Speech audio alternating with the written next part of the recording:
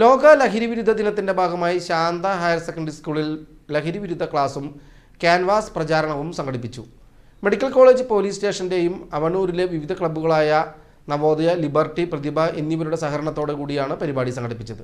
ചടങ്ങ് medical college ASI Jose ഉദ്ഘാടനം ചെയ്തു.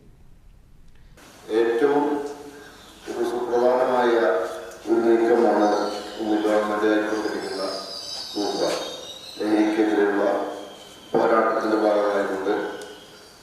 അത് വിവിധ രീതികളിൽ യുവതലമുറയെ വിദ്യാർത്ഥിനികളെ ബോധവൽക്കരിക്കുന്നതിന് വേണ്ടിയിട്ടുള്ള നടപടിയുടെ ഭാഗമായിട്ട് വിവിധ കർമ്മ പദ്ധതികൾ നടപ്പാക്കിക്കൊണ്ടിരിക്കുകയാണ്.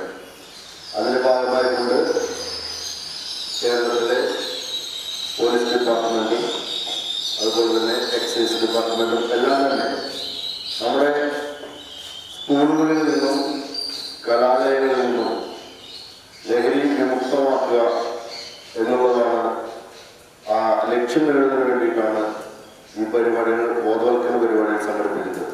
ബഹുമാനപ്പെട്ട ആഭ്യന്തര വകുപ്പ് മന്ത്രി സൂചിപ്പിച്ചതുപോലെ തന്നെ ഇന്നത്തെ അന്താരാഷ്ട്ര ലഹരി മാഫിയ ലക്ഷ്യമിടുന്നത് ചെറുപ്പത്തിൽ തന്നെ നമ്മുടെ കുട്ടികളെ അതിനടിമുഖമാക്കുക എന്ന ഒരു ലക്ഷ്യം വെച്ചുകൊണ്ടാണ്.